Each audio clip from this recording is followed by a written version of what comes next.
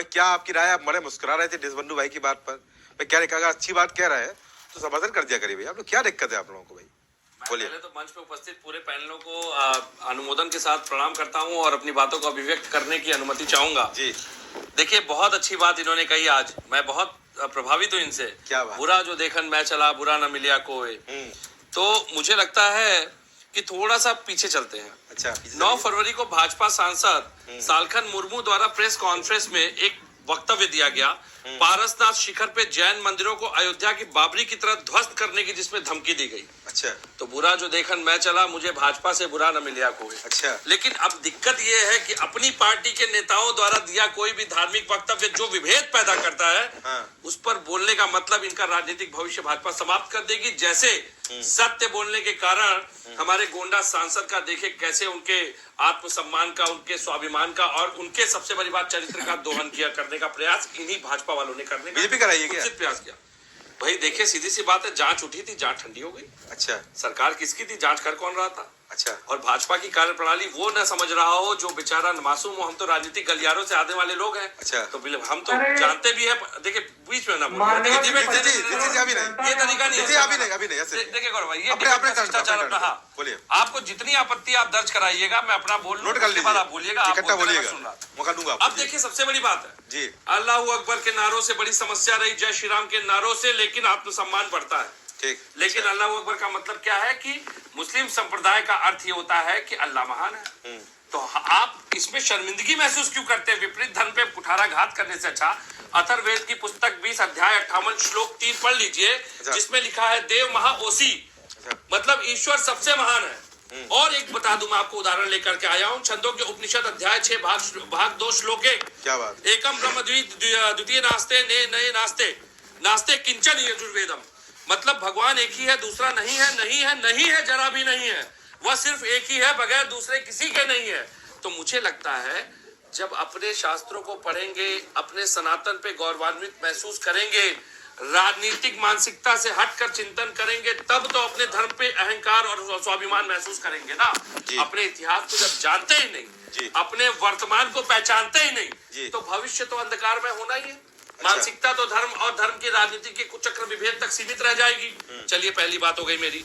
दूसरी बात मैं कहता हूं, अभी बहुत जो मद्दी साहब ने कहा, मैं कहता हूं अगर ओम और अल्लाह की बात आ जाए, ओम और अल्लाह की बात आ जाए, तो ये तो समन्वयता की बात है, धर्मनिरपेक्षता की बात है।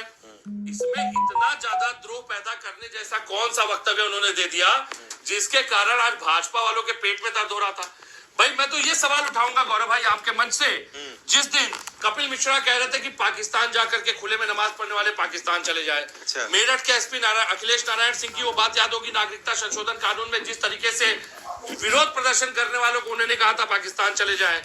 नुपुर शर्मा या नवीन जिंदल जैसे लोगों के वक्तव्य भी याद है। तो मुझे लगता है कि जब इनके बयान आते हैं, अच्छा, तब तो अभी तक तो एक विपरीत धर्म के विरुद्ध चल रहे थे, लेकिन अब इनका थिंक टैंक, इनकी सबसे बड़ी बैसाखी, इनकी सबसे बड़ी सखी जो आरएसएस है, अच्छा, उसने तो ब्राह्मणों को भी अपमानित करने का कार्य किया। अच्छा। अब इन अज्ञानी व्यक्तियों का जो समूह है, जो धर्म के ठेकेदार बनकर के आए हैं, जो कि शंकराचार्य जी की मृत्यु पर जिन्होंने राष्ट्रीय शोक तक घोषित नहीं किया और ब्रिटेन की महारानी के चरणों में नतमस्तक होने के लिए राष्ट्रीय शोक हुआ था जब उनकी मृत्यु हुई थी, संवेदना व्यक्त करता हूँ। लेकिन कितनी दुखद बात है, अपने धर्माचार्य की मृत्यु पे किसी को राष्ट्रीय शोक नहीं चाहिए था, जिन्होंने राम मंदिर का आंदोलन खड़ा किया था। अच्छा। लेकिन इनको बता दूं मैं, चलिए ठीक है, क्योंकि भाजपा वालों की डिग्रियां अधिकतर संदिग्ध पाई जाती है, तो मैं बता दूं, मनुस्मृति में जो भी लिखा गया था वो राजा सत्यव्रत, मनु राजा सत्यव्रत ने लिखा था जी। तो मुझे लगता है कि अब पहले तो ये जवाब मुझे ये दे दे, क्या आप ब्राह्मणों को भी हिंदू मानते हैं या नहीं मानते हैं? क्योंकि जब ब्राह्मणों के ऊपर सवाल उठा, एक भाजपा का नेता, चाहे वो ब्राह्मण हो चाहे किसी वर्ग का हो, किसी की हिम्मत नहीं थी, इच्छा शक्ति नहीं थी, आत्मशक्ति नहीं थी कि सामने आकर के विरोध दर्ज करा सके। मैं बड़ी जिम्मेदारी से बात बता रहा हूं, आलोचना तो छोड़ दीजिए, विरोध दर्ज कराने तक की औकात नहीं है किसी भाजपा नेता की, वरना जानते हैं भविष्य समाप्त कर दिया। अच्छा, ये बद्री साहब ये क्यों बोल रहा है कि हमको जाने के ना कहा जाए? कौन कह रहा जाने को? कहा है क्या? जाने के वक्तव्य तो भाजपा के कई नेताओं ने दिए। अच्छा। भाई जैसे नंदकिशोर गुर्जर, इनके एक विधायक हैं, वो कहते हैं मुस्लिम के बच्चों का एनकाउंटर करो। अच्छा। भाई इनके एक आपको याद होगा सांसद महोदय जो आर्थिक बहिष्कार करते हैं, सोम सिंह राणा के वक्तव्य, कपिल मिश्रा के वक्तव्य, एक गिरिराज सिंह है उनके वक्तव्य, ऐसे कई फेरिस्त है बहुत लंबी। आखिर क्या कारण है कि नरेंद्र मोदी जी को ये कहना पड़ गया आकर के, और सोशल डोमेन में है कि मुस्लिम नेताओं के खिलाफ अनर्गल बयानबाजी, भाषणबाजी भाजपा नेता न करें।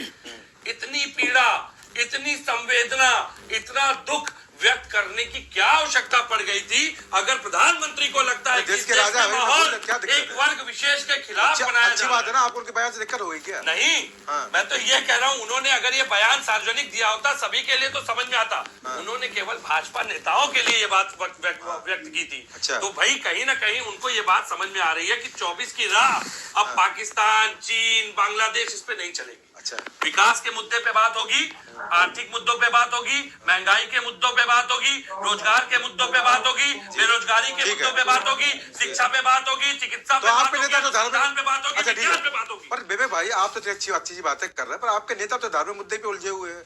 स्वामी प्रसाद मौर्य रोज प्रेस कॉन्फ्रेंस करते हो और रामचरितमानस के ऊपर जा ही नहीं पा रहे हैं। मैं तो बड़ी जिम्मेदारी से एक भी बात नहीं की उन्होंने। मैं तो बड़ी जिम्मेदारी से आपसे एक बात आज स्पष्ट कर देना चाहता हूं, क्योंकि ये डिबेट चर्चा का विषय बना हुआ है। क्या बात है? कि कहीं ना कहीं स्वामी प्रसाद मौर्य जी ने जो बयान दिया उस पे हमारे पार्टी के कई वरिष्ठ नेताओं ने आकर के उसका विरोध दर्ज कराया। मानते हैं? बोलिए ना। आप ना तो बोल ही नहीं सकते क्योंकि आपने भी देखा, व्हाइट आपने भी चलवाई है। और बड़ी जिम्मेदारी के साथ कहता हूं, राष्ट्रीय कार्यकारिणी और आदरणीय अध्यक्ष हमारे राष्ट्रीय अध्यक्ष अखिलेश यादव जी ने उनको जातिगत जनगणना पे सक्रिय होने के लिए, कार्य करने के लिए कहा है, जो कि उनका सीधा निर्देश है। रही बात इसके अलावा, मेरे बयान आने दीजिए। और इसके अलावा स्वामी प्रसाद मौर्य जी अगर धर्म से जुड़ा, रामचरितमानस से जुड़ा कोई बयान देते हैं तो वो उनका व्यक्तिगत बयान है। मैं स्वयं इस मंच पे बैठ करके खंडन करता हूँ कि स्वामी प्रसाद मौर्य जी को इस तरह के बयानों से बचना चाहिए। तो प्रधानमंत्री नरेंद्र मोदी अपने नेताओं को बोल सकते हैं, तो आप भी अपने नेताओं से बोल सकते हैं इस तरह बयानबाजी जरूरत क्या है? आपने तो अच्छी बातें कही, बेरोजगारी पर, गरीबी पर, सड़क पर, विकास पर चुनाव होगा, और यहाँ पर चुनाव हो रहा है केवल धार्मिक। नहीं, मैं तो बड़ी जिम्मेदारी से ये कहना चाह रहा हूँ, हम तो MY फैक्टर के लिए बदनाम किए गए। अच्छा। हमको तो लांछित किया गया कि MY फैक्टर, भाई कौन चला गया पशमानदा समुदाय का सम्मेलन करवाने? आपको दिक्कत हो रही क्या? नहीं, बिल्कुल नहीं दिक्कत हुई, लेकिन आप तो उसी परिपाटी पे चल रहे हैं। मेरी बात आ जाए, मैं तो कह रहा हूँ कि उसी परिपाटी पे आप चलने का प्रयास कर रहे हैं। आपने जो नारों की राजनीति शुरू की, अब कई ऐसे छोटे छोटे दल, कई छोटे छोटे संगठन जो नारों की राजनीति करते करते अपने आप को बीजेपी मुसलमान पर जा रही, तब भी आपको दिक्कत है? चाहते क्या है? मुझे दिक्कत इस बात से है कि इन्होंने एक तरफ धर्म का चोला ओढ़ लिया, एक तरफ मुस्लिम समुदाय के लिए कहीं ना कहीं अराजक माहौल खड़ा किया। अच्छा। और आज इन्होंने उसमें ब्राह्मणों को भी शामिल कर लिया। अच्छा। मैं तो ये पूछ रहा हूँ, क्या ब्राह्मणों को हिंदू मानते हैं या नहीं मानते हैं? अगर मानते हैं तो किसी एक भाजपा के नेता की औकात क्यों नहीं हुई विरोध दर्ज कराने की? मैं तो जिम्मेदारी से कहता हूँ, कम से कम समाजवादी पार्टी की लोकतंत्र की खूबसूरती देख लीजिए। अच्छा। कि जिसको विरोध दर्ज कराना है वो खुलेआम विरोध दर्ज कराता है, और खुलेआम वो विरोध भी दर्ज करा रहा है, आलोचना भी करता है। लेकिन भाजपा के अंदर देखिए, मुंह मियां मिट्टू बनने वाले, अंगूर न मिले तो खट्टे करने वाले, आज बेचारे बोल तक नहीं पा रहे, इतने मजबूर कर दिए गए, विवश कर दिए गए। और जिम्मेदारी से सुन लीजिए, हमारे पार्टी में तो किसी नेता का भविष्य खतरे में नहीं है, क्योंकि जनता उसके क्षेत्र की उसके साथ खड़ी है। लेकिन भाजपा में आखिरी सवाल, अंगूर किसके लिए खट्टे हैं? भाई अंगूर तो वो समझे जो कि भाजपा के गुंडे कहे जाने वाले नेताओं से अपनी पार्टी चला रहा है। चलो ठीक है, अंगूर किसके लिए खट्टे? ठीक है।